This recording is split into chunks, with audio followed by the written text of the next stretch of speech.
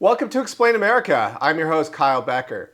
Well, it's been a whirlwind 24 hours in Texas, and in the Lone Star State, it looks like the Democrats are ready to surrender.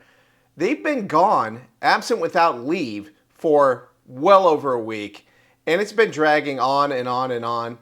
But we're about to see an end to this saga, and it's not going to be to the Democrats' liking.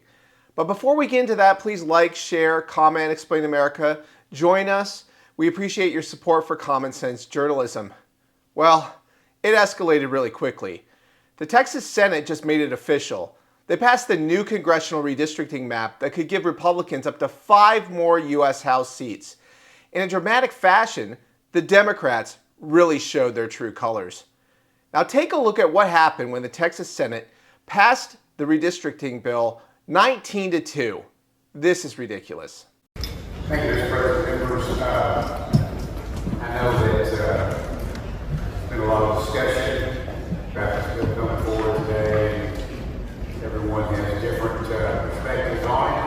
I would like to, with permission, though, patience. There are some things I know we have a lot of people watching online that haven't been. After the Senate passed the redistricting bill, 9 of the 11 Senate Democrats got up and walked out like it was a bad reality TV show. That left nearly an empty chamber, which Republicans didn't mind one bit. So they passed the map 19-2.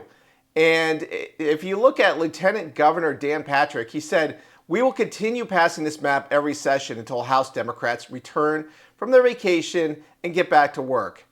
Translation: cry harder, Democrats. So the Democrat caucus, which this is the only thing they can do nowadays, they released a fiery press release claiming the new map is corrupt and unfair and rigged. You know, the usual spiel.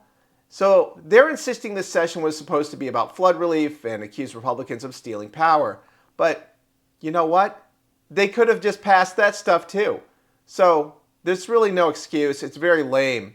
So the map is moving back to the Texas House, and now you might have noticed they're missing over 60 Democrats, and many of whom have fled the state and went to Chicago, New York, and Boston. Well, guess what? They have, in a late night development on Tuesday night, admitted that they are going to have to come back to the Texas House.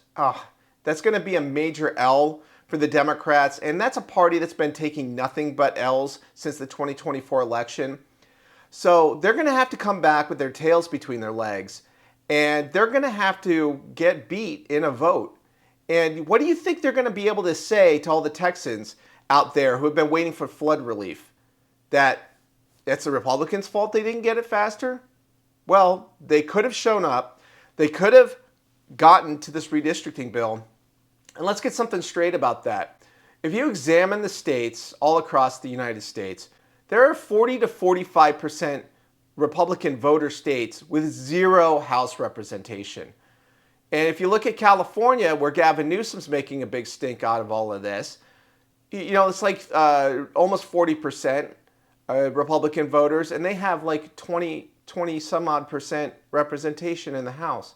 So all of these blue states, New Jersey, Maryland, Oregon, they're gerrymandered. And the Republicans are voters, they're getting shafted out of representation in the House. So they don't really care about this on principle. And one thing I find really interesting about this is that the Democrats love to say that they're about democracy. Let the will of the people triumph. Let's get a simple majority vote, right? Well, that didn't work in 2024 when Trump won the popular vote. And you didn't hear about it much after that. And you don't hear it when it comes to gerrymandered states where Democrats get disproportionate number of House seats versus the number of legal voters in that state. So again, they're going to take the L on this. They deserve it. And, you know, they're going to have to try to squeeze blood out of a stone out of these states like California and New York because they're already gerrymandered to high heaven. So bring it on. This has been Kyle Becker with Explain America. Please weigh in with your thoughts. What do you think about the Texas Democrats fleeing the state only to face their inevitable defeat?